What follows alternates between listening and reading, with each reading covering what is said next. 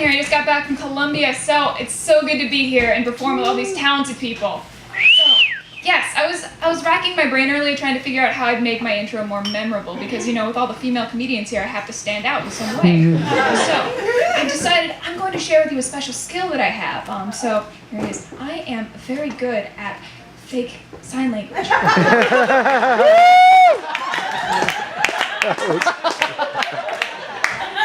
Got it. Someone who actually knows that just verbally harasses me for the rest of the show. But what I'm actually bad at, I can't snap. I don't have a good sense of rhythm. And actually, in elementary school, one kid in particular used to make fun of me for it. But you know, what goes around comes around. The shoe was on the other foot when he was diagnosed with that special heart condition. Who can't keep rhythm now?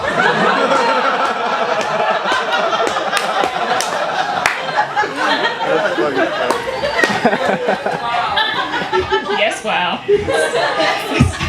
So yeah, things were tough for me in elementary school. I used to be bullied a lot, but things have turned around now. In fact, I could say I'm kind of popular now. Yeah, I'm so popular, in fact, that one girl walked up to me and asked, "Kat, how are you so popular?" And I gave her the best advice I could, said, "It's all in the imagination." And then she turned into an eagle.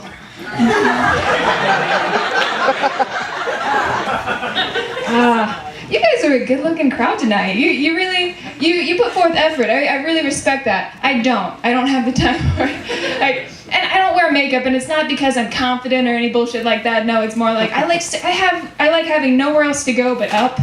Really. And I've been in pageants in high school. Like when I have makeup on, I look really good. When my brother saw me for the first time with makeup on, he didn't even recognize me. So when I have it on, I'm incestuously pretty.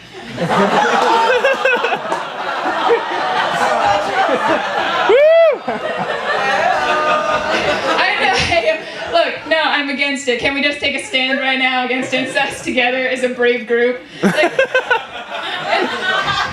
by the way, incest is gross for a lot of reasons, but if you have any siblings, like the number one reason you should know is that if you grow up with someone, you know all the reasons they should never be loved. Despite not really taking care of myself, I do get compliments from time to time, which is nice, you know. I got a really weird one a couple weeks ago at an open mic. A guy I didn't know him, he grabbed my hand, looked me straight in the eyes and said, "Hey, you're really sexy. I'd totally do you if I wasn't married." Which I don't take as a compliment, but he intended it that way.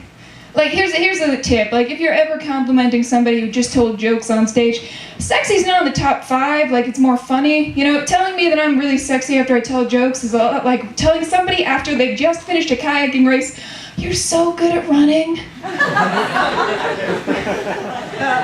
It's just, I go up here to be told I'm funny. I don't do this to be told I'm sexy. If I wanted to be told I was sexy by people I wouldn't sleep with, I'd jog by a construction site, you know, or I'd strip.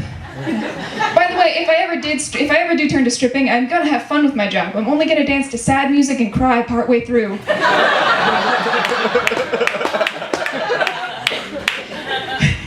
But yeah, back to the thing the dude said to me. Like, what really blew me away was how arrogant he was. He's like, "Yeah, I'd totally do you if I wasn't married." Like, you're in demand in this market. Like, really, if he was single, he might have just said, "I'd totally do you if you weren't so against it."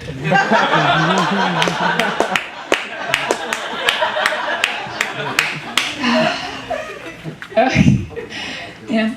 Youth is wasted on the young. Sounds like terrible advice if you hear it from a pedophile.